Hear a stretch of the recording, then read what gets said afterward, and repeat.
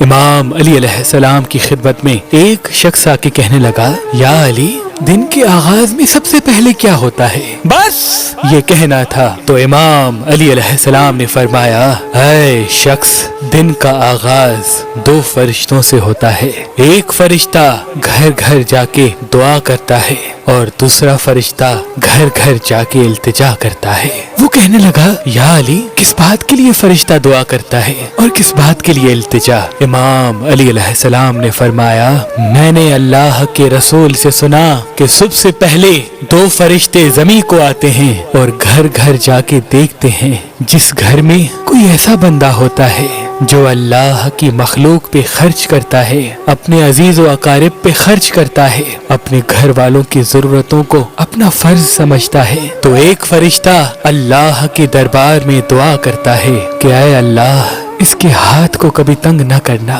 اس کی نعمتوں کو بڑھاتے رہنا تاکہ یہ ایسے ہی اپنے عزیز و اقارب اور گھر کے افراد پہ خرچ کر سکے۔ اور دوسرا فرشتہ ڈھونڈتا ہے کہ گھر میں کوئی ایسا فرد تو نہیں جو اپنے مال کو عزیز و اقارب اور گھر والوں سے چھپا کے رکھتا ہے، اللہ کی مخلوقات پہ خرچ نہیں کرتا۔ یاد رکھنا، جب وہ کسی ایسے انسان کو دیکھتا ہے جو اپنے مال کو ذخیرہ کر کے انسانوں سے چھپا کے رکھتا ہے تو اللہ کی دربار میں فریاد کرتا ہے کہ اے اللہ، اس بندے سے اس دولت کا سخت حساب لینا اور اس بندے کو دنیاوی دولت سے محروم کر دے، کیونکہ یہ اپنی دولت تیرے بندوں پہ خرچ نہیں کرتا، اپنے گھر والوں اور عزیز و اقارب کو اپنے مال سے محروم رکھتا ہے۔ اور یوں عزیز و اقارب پہ خرچ کرنے والا دنیا میں فراوانی اور آخرت میں عظیم اجر پاتا ہے، اور جو اپنے عزیز و اقارب پہ خرچ نہیں کرتا وہ دنیا میں رسوائی اور آخرت میں سخت عذاب دیکھتا ہے، آخرت میں سخت عذاب دیکھتا ہے، اور آخرت میں سخت عذاب دیکھتا ہے۔ جب اللہ نے انسان کو خلق کرنے کا ارادہ کیا تو کوئی بھی فرشتہ زمین سے مٹی نہ لا سکا، تو اتنے میں حضرت عزرائیل علیہ السلام فرمانے لگے، اے اللہ، یہ کام مجھ سے ہی ہونا ہے۔ تو بس اللہ کے حکم سے حضرت عزرائیل زمین کو آئے اور 3 اقسام کی مٹی کو جمع کیا، سرخ، سفید اور سیاہ۔ پھر اس مٹی کو مکہ اور طائف کے درمیان رکھا گیا اور مسلسل باران رحمت برستی رہی۔ پھر اللہ نے اس مٹی کو عرش پہ بلایا اور حضرت آدم علیہ السلام کا پتلا تیار کر دیا، اور 40 سال تک وہ جنت میں رکھا گیا۔ ہر فرشتہ اس مجسمے کو دیکھتا کہ یہ مٹی کا بنا ہوا پتلا کیسے چلے گا، کیسے بات کرے گا، کیسے زندہ ہوگا۔ 40 سال تک اللہ نے اس نشانی کو قائم رکھا، اور پھر ایک دن جنت کے تمام فرشتوں کو حکم دیا کہ آج میں اپنی اس میں روح ڈالوں گا، اور جب ایسا ہو تو تمام فرشتے اس آدم کو سجدہ کر دینا۔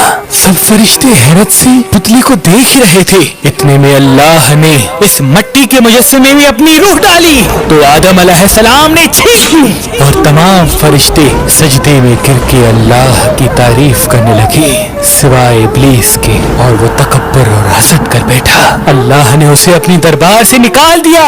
پھر اللہ نے حضرت آدم سے بی بی حوا کو پیدا کیا، اور ان کی جنت میں کی گئی غلطی کے سبب ان کو زمین پہ بھیج دیا، اور یہ حکم نافذ کیا کہ اب جنت میں وہی آئے گا جو یہ ثابت کرے کہ وہ ہمارا فرما بردار ہے۔ اور یوں انسانوں کے لیے دنیا میں امتحانات کو رکھا گیا تاکہ ہر انسان امتحان دے کر اللہ کو راضی کر کے جنت تک پہنچ سکے۔ تاریخ نے لکھا، جب آدم و بی بی حوا زمین کو آئے تو 200 سال تک ایک دوسرے سے جدا رہے اور اللہ سے معافی مانگتے رہے۔ بالآخر اللہ نے ان کی توبہ قبول کی۔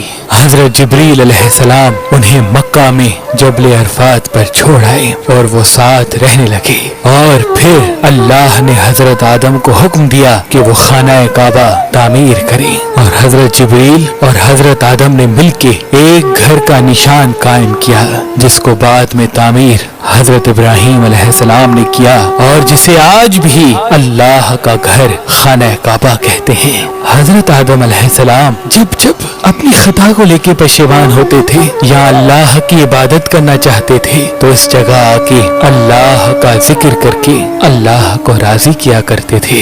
हजरत आदम अलैहिस्सलाम ने 960 बरस की जिंदगी पाई, जबकि आदम अलैहिस्सलाम की जिंदगी 1000 साल की थी, क्योंकि जब आदम अलैहिस्सलाम जन्नत में थे तो अल्लाह ने हजरत आदम अलैहिस्सलाम को उनकी तमाम औलाद जिन जिन को नबूवत मिलनी थी उनकी शख्सियत और उनकी उम्र आदम अलैहिस्सलाम के नजदीक वाज़ेह कर दी। आपने जब हजरत दाऊद अलैहिस्सलाम की उम्र को 60 साल तक देखा तो अल्लाह से कहने लगे, आए अल्लाह मेरी उम्र के 40 साल मेरे पोते दाऊद को दे दे। तो यूं आपकी दुआ कबूल हो गई।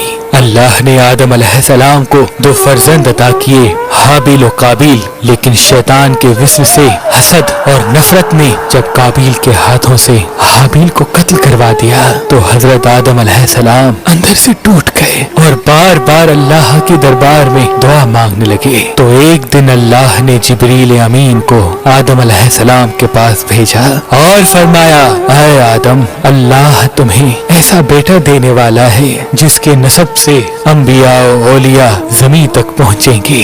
उसका नाम शीस रखना। शीस का मतलब है अल्लाह का अता किया गया तोहफा। और यूं अल्लाह ने आदम की नस्ल को जमीन पे फैला दिया।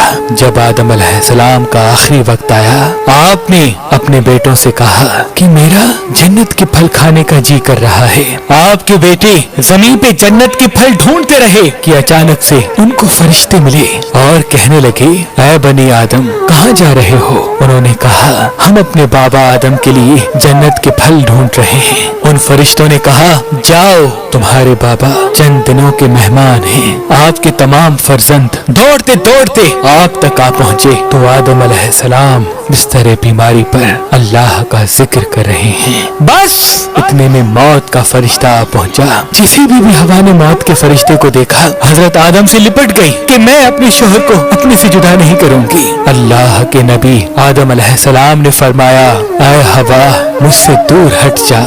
एक मर्तबा पहले भी तेरी वजह से जन्नत से निकाला गया हूँ। आज अल्लाह और उसके फरिश्ते के दरमियान तू हाइल न बन। फिर आप उन फरिश्तों से मुखातिब होके कहने लगे, ऐ फरिश्ता मौत, क्या भूल तो नहीं गए? मैंने अल्लाह से सुना था मेरी उम्र 1000 साल की है और अभी तो मुझे 960 साल हुए हैं। तो मलकुल मौत ने कहा, ऐ अल्लाह के नबी आदम, आपने खुद ही फरमाया था कि आपकी जिंदगी के 40 साल आपके पोते दाऊद अलैहिस्सलाम को दिए जाएं। बस आदम अलैहिस्सलाम की रूह कब्ज की गई। आपको गुस्ल फरिश्तों ने दिया।